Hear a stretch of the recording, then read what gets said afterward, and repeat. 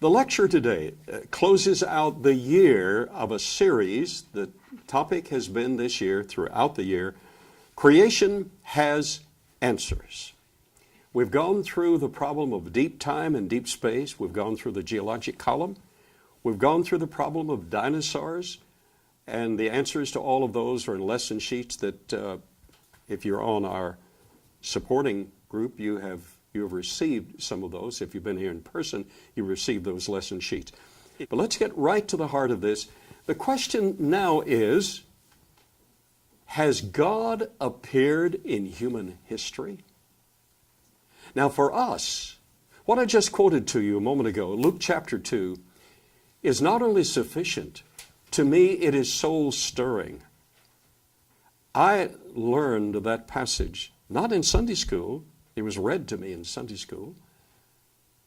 I learned in the 5th grade.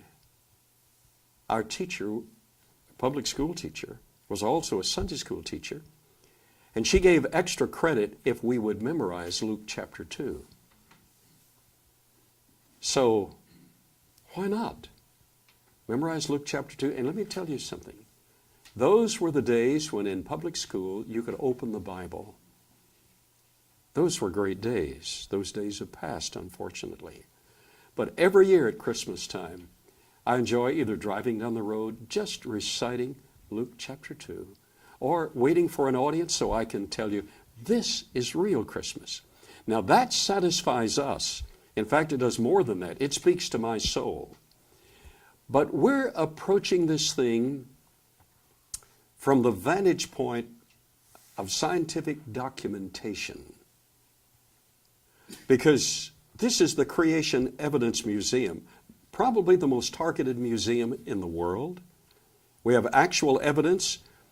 Over in the counter, I was showing Harry earlier today, is the actual footprint that Richard Dawkins himself came and examined, along with Stephen Jay Gould.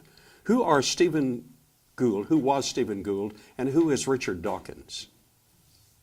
Doug, you know about Richard Dawkins, don't you? Who is he? The world's leading evolutionary atheistic spokesman. The world's leading. He speaks ultimately for them from Oxford.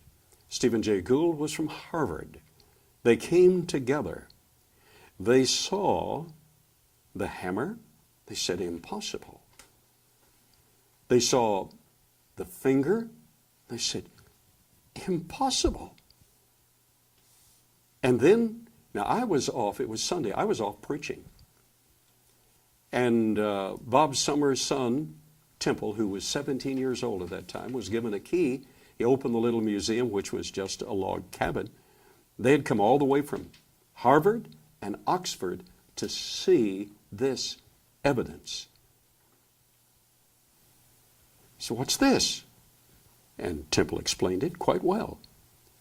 And either Stephen Jay Gould or Richard Dawkins said, impossible. Temple was a mild-mannered man. John Wayne style as a kid, mild until you rile him. So he's mild-mannered, and he didn't say anything. They said, what's this?